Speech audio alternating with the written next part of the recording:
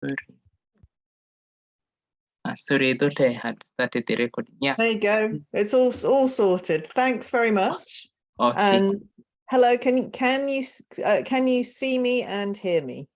Yes, we can see you and hear you, Liz.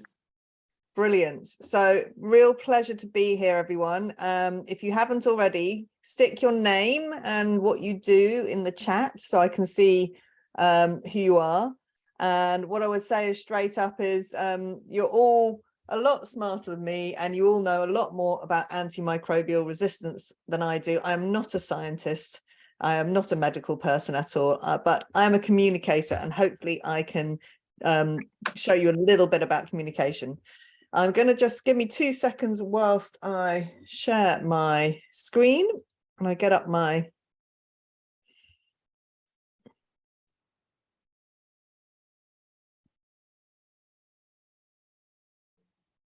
right. Hopefully you can see, can you see a slide that says AMR and communication on it? Yes, it's visible. Great.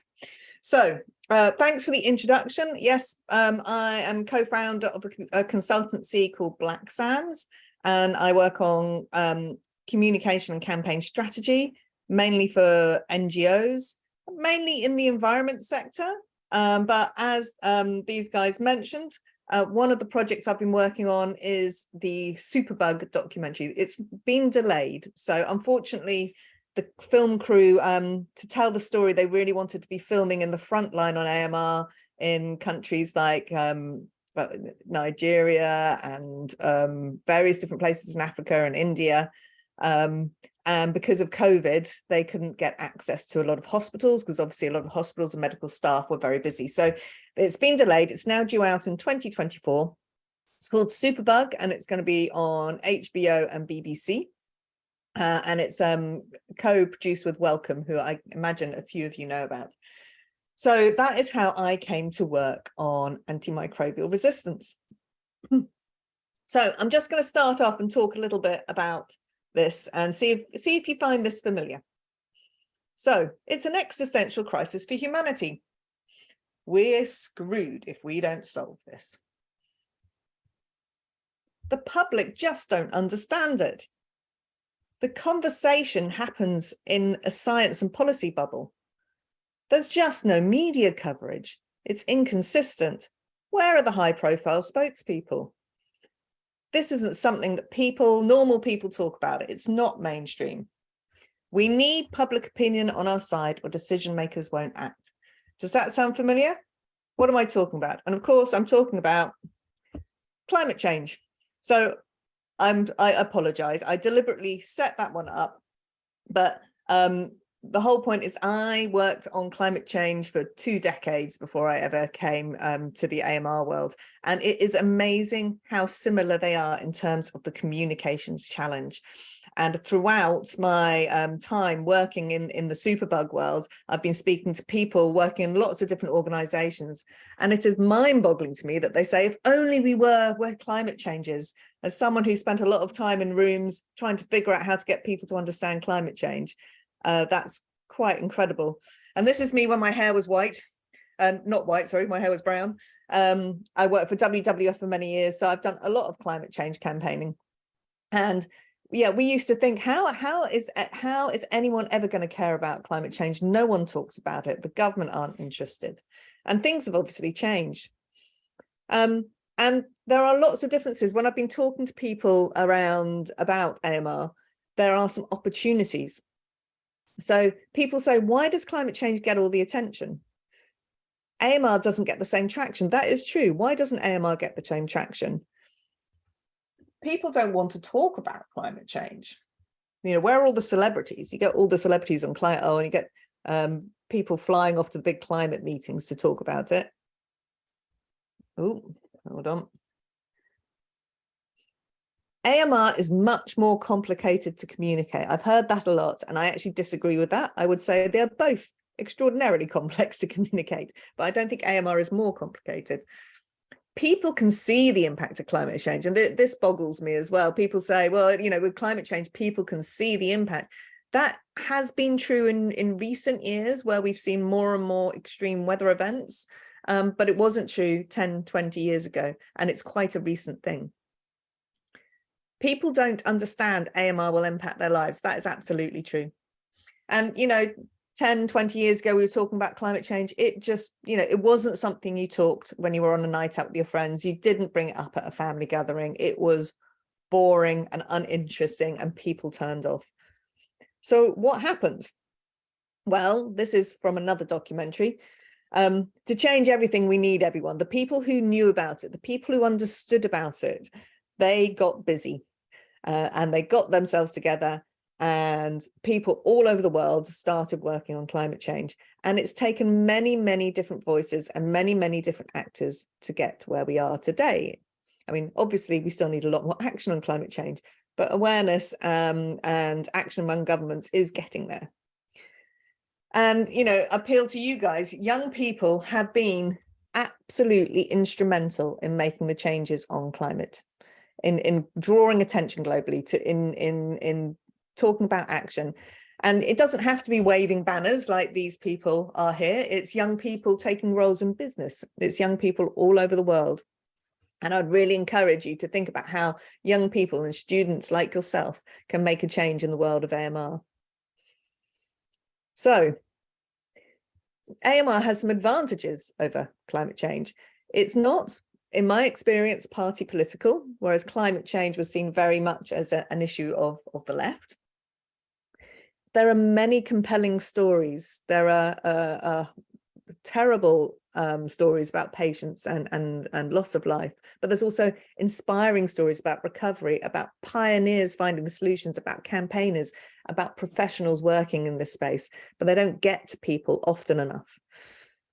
The pandemic does give a frame of reference. So, you know, it is in people's memory, people understand how a pandemic, how a massive health issue can affect their lives.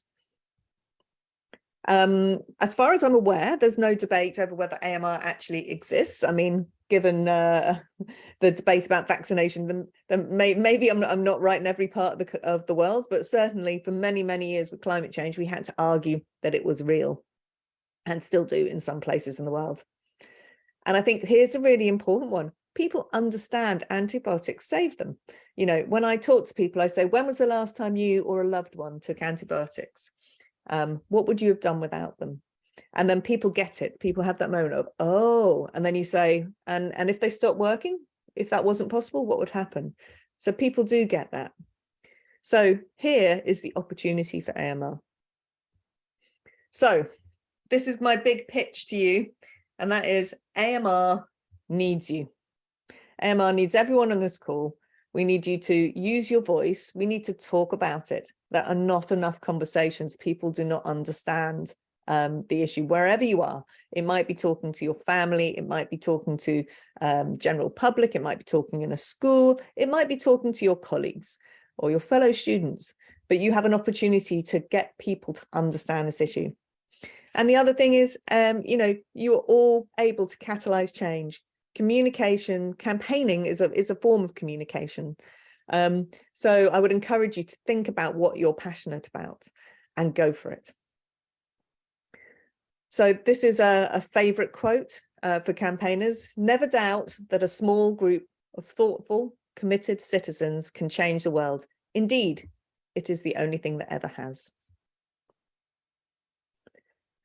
So one other thing I want to say about communicating AMR is the word AMR.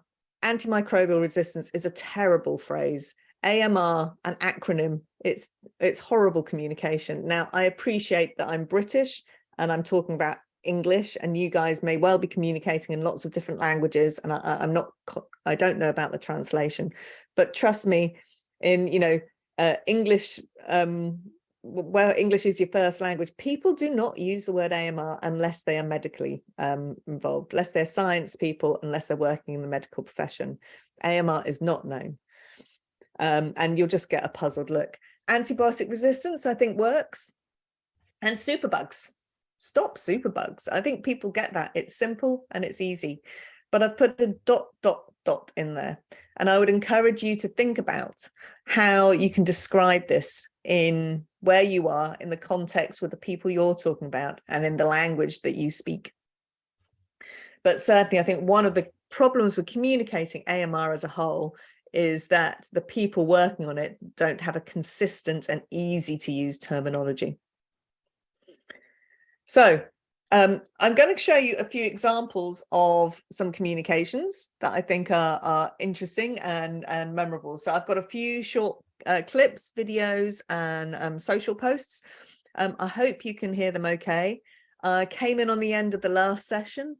A video was being shown there. I hadn't seen that one before. That was really good. But I'm just going to show you a few different examples of what I think are memorable or good communications on antibiotic resistance. And it'd be interesting, have a think about when you've heard something good, whether it was in a one-to-one conversation, something you read, or something you saw. I'm just going to play this video. Antibiotics, we're wonderful pills, but don't ever think we'll cure all of your ills. Caught a cold, got the flu, feeling under the weather. That'll be a virus, we can't make that better. Take us for the wrong thing, that's dangerous to do.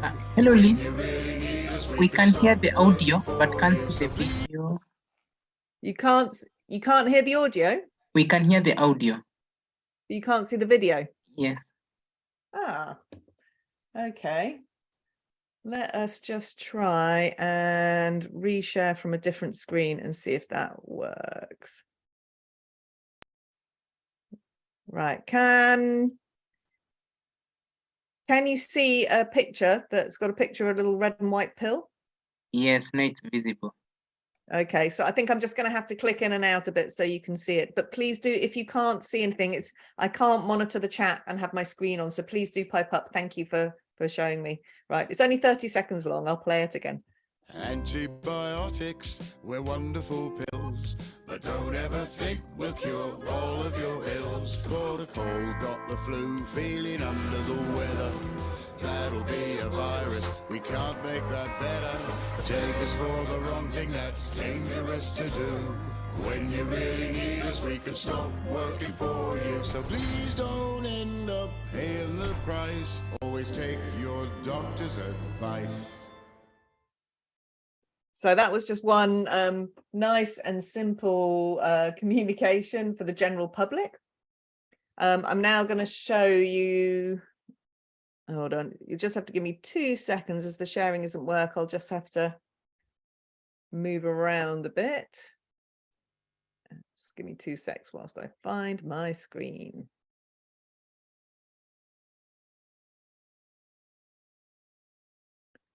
Right, here is another. Can you see a full screen of a guy wearing glasses? Yes, it's Yes, we visible. can. Great. I'm going to press play. Again, it's just really short. A different way of communicating about. Hi, I'm joshing you at Fox News with this special report. This just handed to me. 20,000 people will die unnecessarily from antibiotic-resistant infections this year. April Fools, just kidding. It's actually 36,000. 36,000 unnecessary deaths caused by superbugs, which are germs that have become resistant to the medicines that should destroy them. They look just like regular bacteria, except for the little cape. Here's what you can do to stop superbugs. 1, never pressure your doctor to give you one antibiotic when they say you don't need it. And B, always buy meat raised without antibiotics. You can learn more at superbugsarenotfunny.com. I'm joshing you at Fox News. Now back to our regularly scheduled cat videos. I'm not a cat. I'm a fellow at George Washington University. So that's again just, oh, hold on, sorry. It's auto playing. So again, just there's an attempt to bring comedy into talking about AMR. I want to show you a couple of examples from COVID that I think we can learn from in the AMR world. So I'll drop this, rather than showing it to you, I'll drop the link in the chat. Oh yes, I can see the the links. I can definitely share the whole presentation and the links afterwards.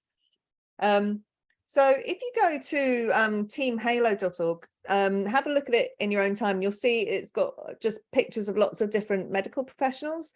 And that's actually kind of the back end of the project.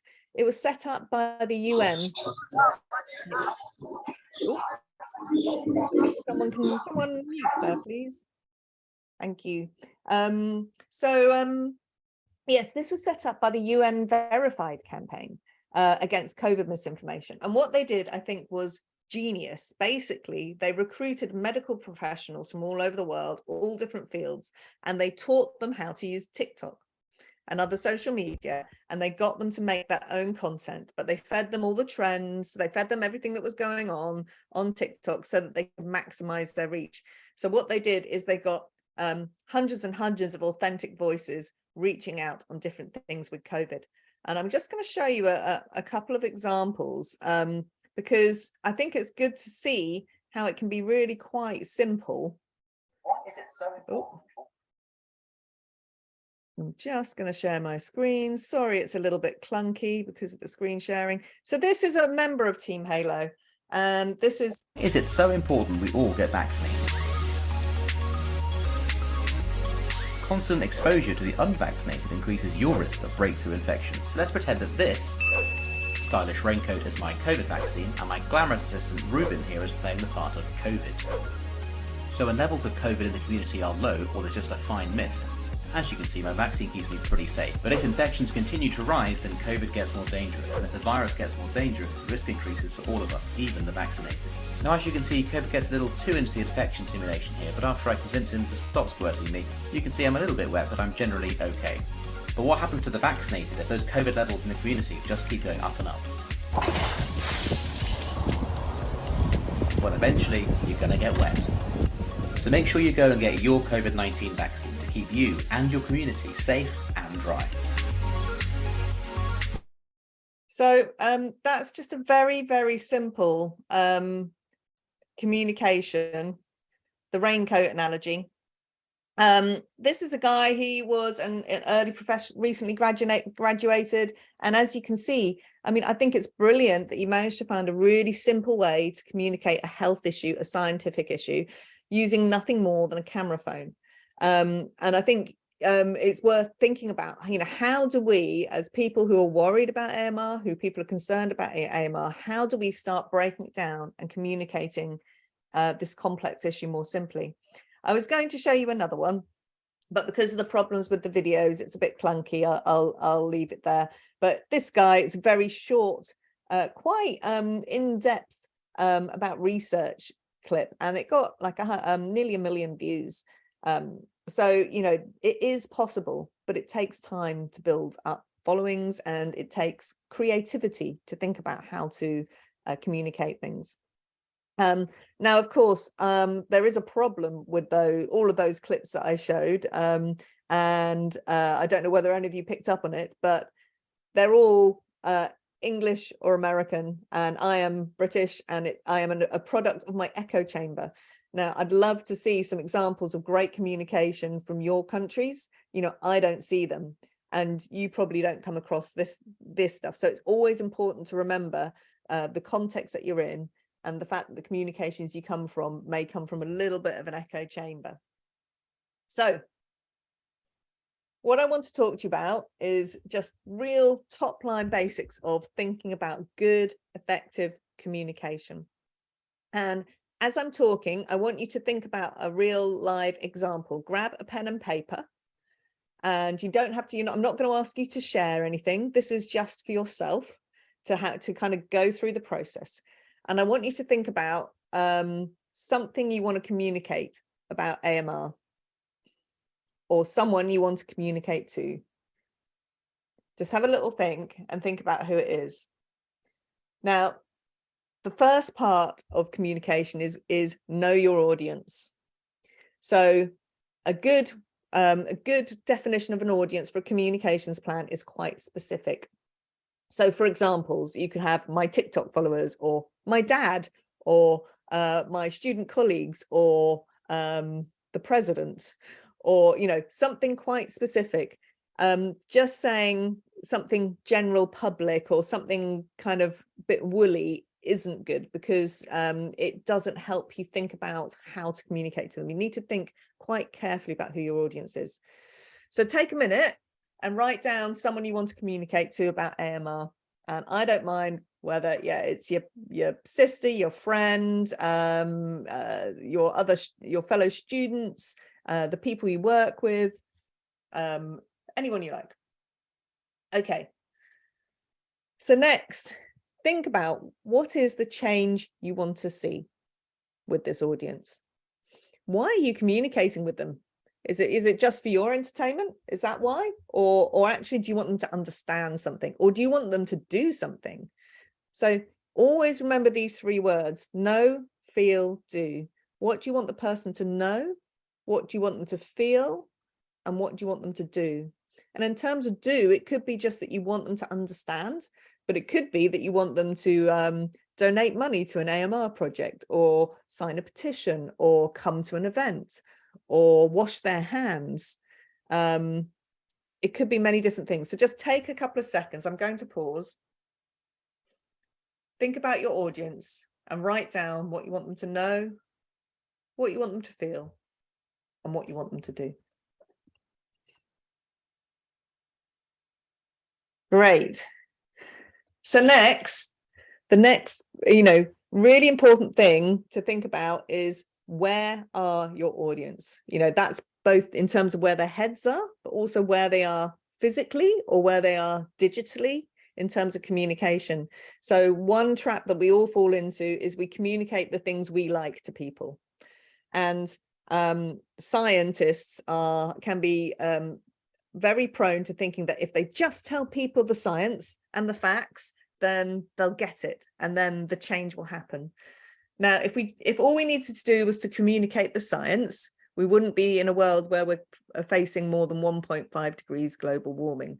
So what I firmly believe is science and facts are absolutely important, the basis of everything. But beyond that, we need to appeal to values, we need to tell stories, and we need to start conversations. So go back to that audience you defined in stage 1. How do they talk? What language do they use? What do they know already? Who do they listen to? Where do they get their information? Do they get it through the post? Do they read a newspaper, the radio? Are they on Twitter? Is it that they're in the common room or a cafe where you go? Will you see them physically? So you've got to start from what they know and where they are. There's no point running a campaign on TikTok if your person you're after doesn't have a phone, for example. Then think about, what does success like? If you are successful in your communication, what will happen? And try and think that as tangibly, and think about how will you know. So it's very easy to do. Success will be they all understand that. But how do you know they've understood it? You need to have a little think about how you're going to figure it out. And then finally, what I would say is just do it. Get on, start some communications. You're not going to know. I think sometimes people worry too much about having the perfect strategy or being very polished. Just do it. Get out there, test, learn, and evolve. And I don't know what social media that you guys use, but I really love that Team Halo approach. And I think what we need is an army of AMR champions out there telling their version of the story in their way and communicating to more and more people. I think that's going to be really important. So something I like to talk about is superbug change makers. So I think every one of you has the power in you to be a change maker. You can take your communication skills and your campaigning skills and you can create change. And here are a couple of examples. So Eric, some of you guys may know him. He's based in Tanzania, and he was a pharmacy student, now qualified, and he runs an initiative in Tanzania which goes into villages and sometimes rural areas, uses art, drama, and all sorts of different techniques to communicate to people about antibiotics, how to use them, how to wash your hands. They install wash areas in some places. And he was a student just like you guys, and he decided to do something, and he's got on with it, and absolutely brilliant. The other guy here in the blue shirt, that's Seth Castle. He went to Harvard. He's now qualified as a doctor and working, but when he was at Harvard, there was a piece of legislation in the US called the Pasteur Act about AMR. And he went around and got lots of other students to sign a petition to support it. But then he went one further, and he set up a training program, and he got the students on a training program, and he taught them using some contacts and colleagues. They set up a program to teach people how to speak to their government representative. So how do you petition your government representative? How do you write to them? How do you try and get a meeting? How do you email them? And I believe he had about 60 or 70 people attend that training session. So again, just a guy who was a student who decided to make a difference and figured out what it was that he could do.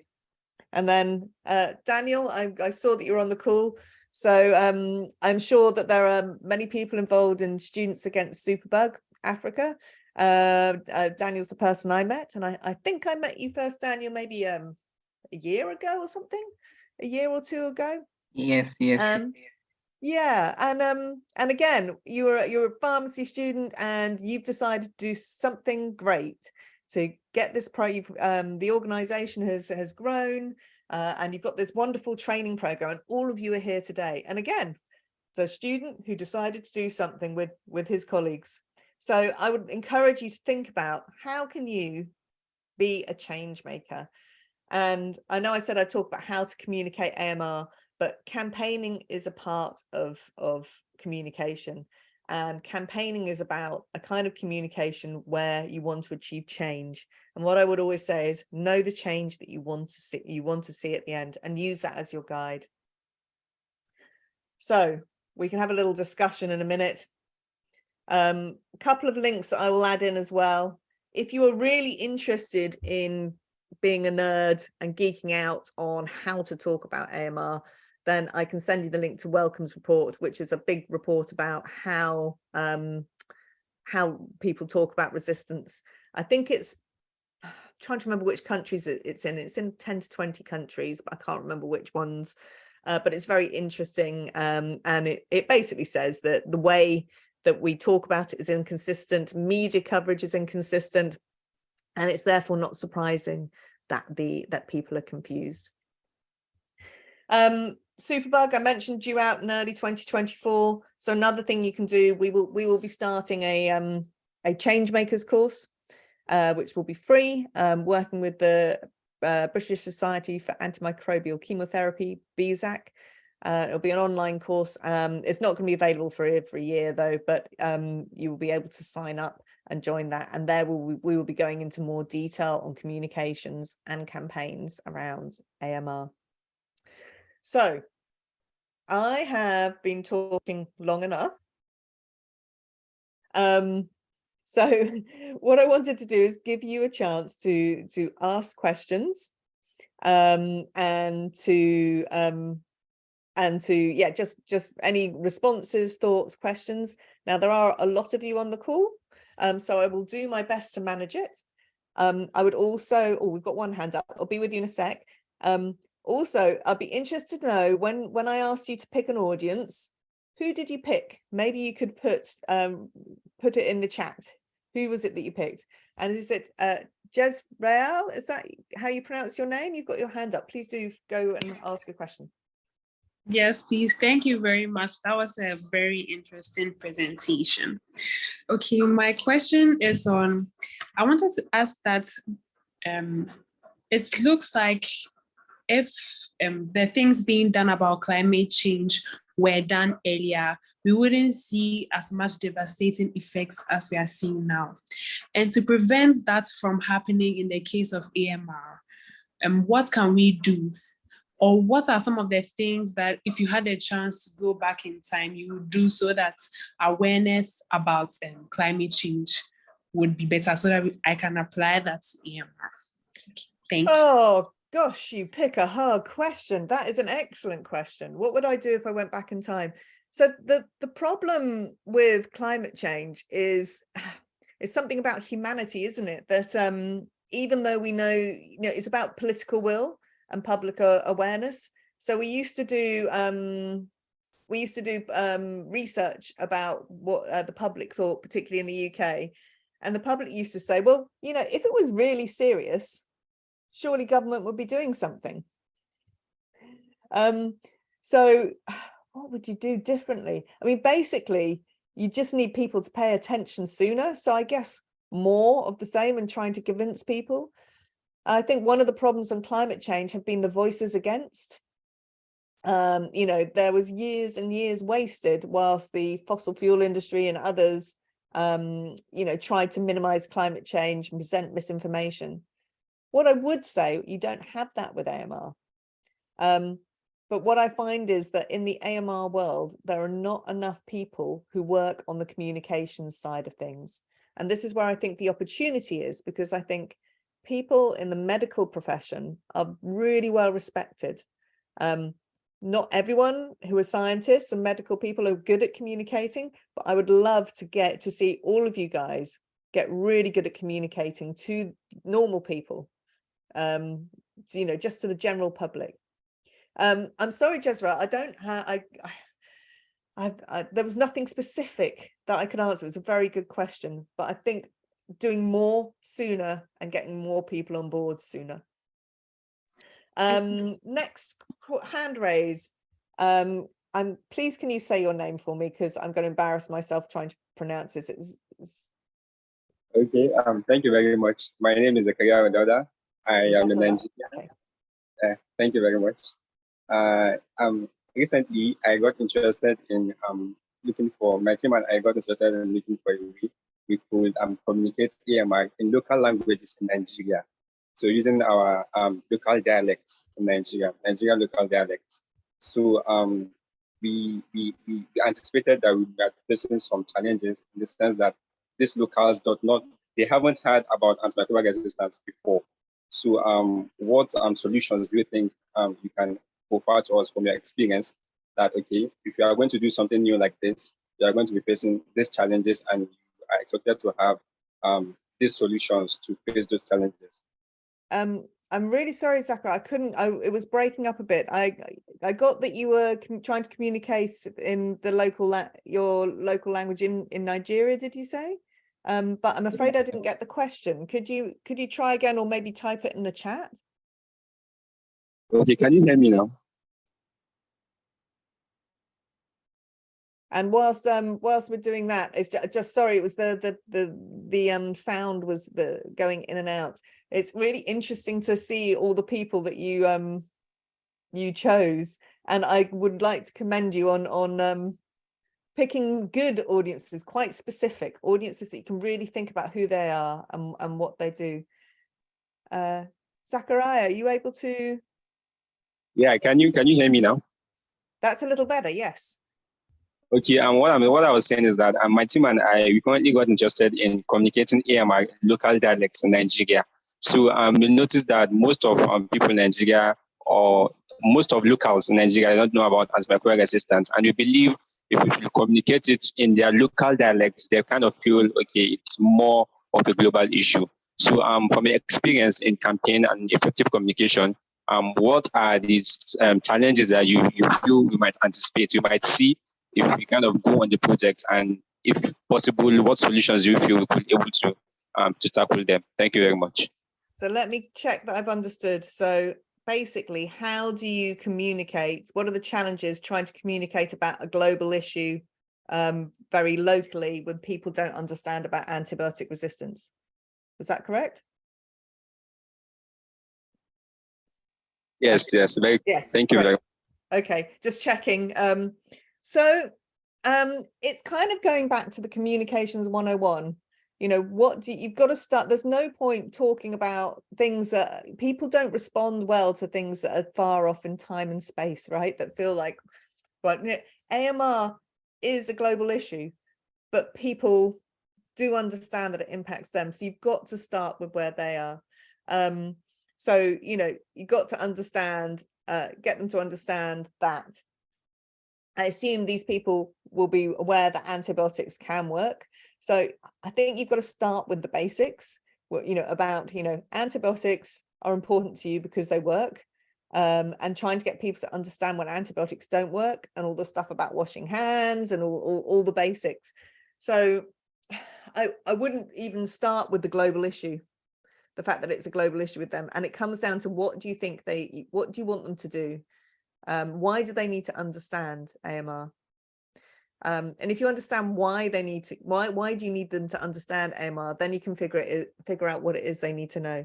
So if they need to understand AMR because you want them to take their antibiotics correctly, then you're in one place. If you want them to understand AMR because you want them to understand the importance of good sanitation and clean water, you're in another place. If you want them to understand AMR because you want them to lobby a local politician, then you're in another place. So I, not being able to talk to your local experience, the same principles apply. Why do you want to communicate with them? What do you want them to know? What do you want them to feel? What do you want them to do? And start where they are. Start with the way they talk and their local reality. If you don't talk about their local reality, then, people are going to switch off. Some people like to talk about the global issues. I've just done a project where we talk about the people who are very connected on the global issues, but actually it's quite a small part of the population, and most people are just living in the day-to-day realities. I hope that answered it a little bit, Zachariah. Are there any other questions? Yes, fire away. Witupa, is that how we pronounce your name? Yes, ma'am, that's how you pronounce it. Great. Okay, so I hope you can see me. I think my question, great, hi. Oh, my hair is a mess. But my question is, how do you, when you're speaking in a room, it's very easy to tell that you've been able to communicate, because, you'll get a reaction from people. Like you mentioned, you would do a talk and then people have that aha moment where they realize like, okay, I get it. You've brought it home. But then how do you measure success with your communication with things like, for instance, your documentary, which is coming out? Is it versus the traction that you get? Is it when you start conversation? Is it when you see that you have an impact in a community and maybe spark change? I know that I'm giving a lot of scenarios, but I guess my question is just, how do you measure success with your communication? Thank you. Well, and again, it's an excellent question. So there are a whole series of metrics. So part of it is qualitative and some of it is quantitative. And I could go on about measuring communications for a long time. But on the qualitative side, what you're looking for is feedback, basically. So, if you did a campaign and you want, I don't know, the local councillors to see, if one of them feedback and says, that was great, we thought it was brilliant and it really had an impact and we did X, Y, and Z as a result. It might be anecdotal, but that's really powerful qualitative feedback. So for the documentary, we're planning to do a tour of the documentary into influential places. And this will be more the face-to-face scenario, get people to watch it and then get their feedback on how it impacts them. Quantitatively, there are lots of different measures. So, the tricky thing is having the money to be able to measure it. It's sometimes difficult with our budgets.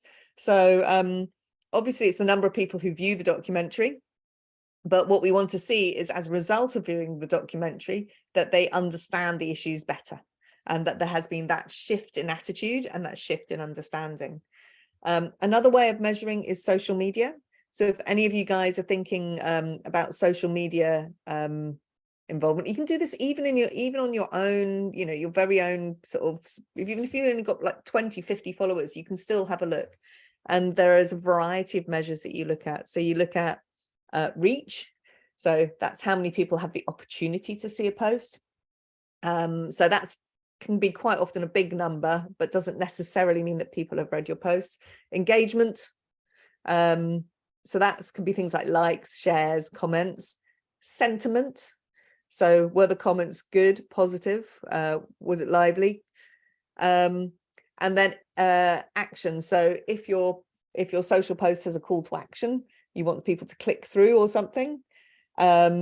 then you can measure all of these. And, you know, one of the great things about social media is all of those things are very measurable. What I would say is it's very easy to set a lot of key performance indicators, right? A lot of, you know, I want this many clicks, this many likes, this many shares, but they are probably just indicators.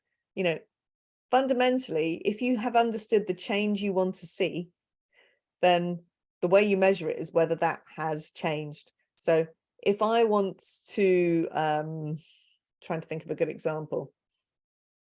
So if the change I want to see is the legislation in the US on antibiotics resistance going through, then in my little way with my little documentary supporting it, one of the things we're probably going to do is try and do a screening. And then we'll do that screening, and then we'll get feedback from the audience as to how it went. And hopefully that will have a small role to play in helping the legislation go through overall. And if we see that change, it's not going to happen just as a result of one documentary, but we can be a part of that big puzzle. Very happy to pick up. If anyone wants to connect with me on LinkedIn, I'll post my LinkedIn, and you can fire questions at me separately as well. Right, time for a couple more questions. So there's one in the chat, which I'll read out. How would one effectively express the seriousness of AMR to an audience that hasn't been exposed to the impact of an AMR or seen a real life case of a complication due to AMR? How can I portray AMR as important enough for them to pay attention to it? Yeah, again, really good question. So I think, again, you've got to, there's two things. So I would say one is people have not been exposed to the impact of AMR, but if you have, then you can talk about it eloquently. And some of the most powerful things that I know the film team I'm working with have seen are people talking about how they've been effective, and medical professionals talking about what they're seeing. So you guys, if you are seeing this stuff in what you do, then you have incredible stories to tell, and tell those stories and tell them in a personal way, in a relatable way. Don't get too caught up in the science. And, you know, if you are talking about, I've seen children dying, I've seen drugs that didn't work, that used to work, not working anymore. And then you've got that ... this could happen to you. And then I think once you've caught people with that kind of story, with that emotion, speaking to their hearts, you can then also speak to their minds. So that's when you can back it up with the stats, right? There may well be stats in your local areas, but Wellcome and others put out the big seminal report on AMR, was it beginning of this year, I think? And that's got all the facts on how many people are going to die, and the fact that it's going to be a bigger killer than malaria, more deaths than cancer by 2050. All of those stats are out there. And I think it's trying to find that special recipe magic mix of emotion, tugging at the heartstrings, combined with the rational and the stats. So again, I hope that answers your question. If you don't have those stories yourself, then find people who do. There are a couple of great spokespeople out there, and maybe you people here are a network, right? If you find amazing stories, heartbreaking stories, whatever they are, I encourage you to capture them. You know, can you asking permission, of course, in a respectful way, you can ask if you can tell the story of someone who's been impacted. See if you can take some video of them, take a picture of them, write up their story. Maybe you guys could create a story bank that you could share between you, that you can use in communications. Just a thought. Right, I'm going to pause there. Any other questions for now? I feel like I've fired a lot at you. Okay. In that case, what I will do is I will, Daniel, is the best thing if I send the presentation, the links to you, and then you can share it with everyone? Yeah, it's okay. And Great. So I will send that to you. I'm also just going to quick. Oh, sorry. the videos are starting. I'm just going to get my LinkedIn address. And what I would encourage you to do, if you've got a question and I can help, then I'm really happy to do so. What I would say is that I'd love to see some great stories from Africa, because I haven't actually seen so many, and that's partly because I'm a result of my bubble here in England.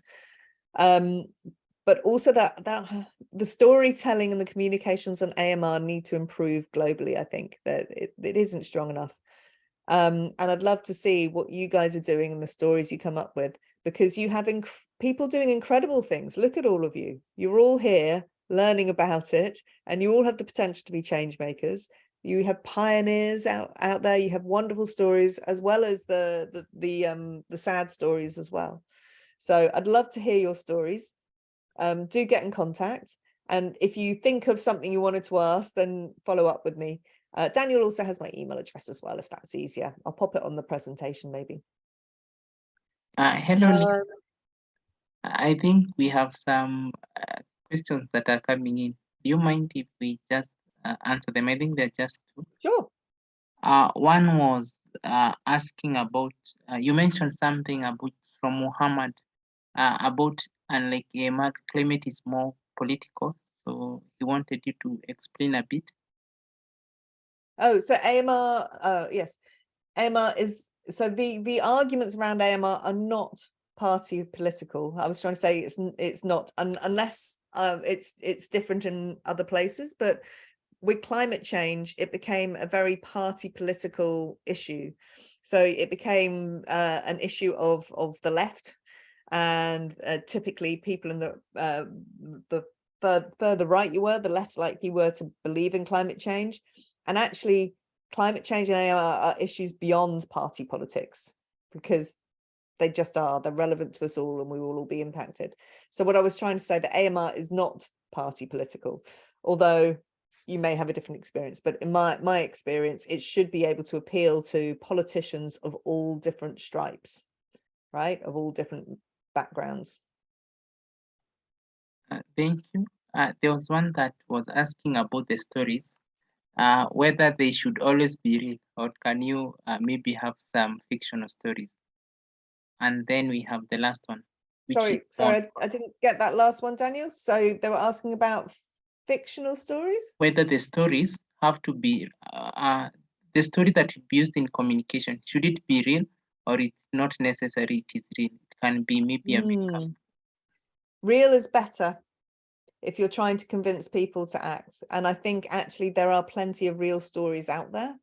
I think there is a place for dramatization.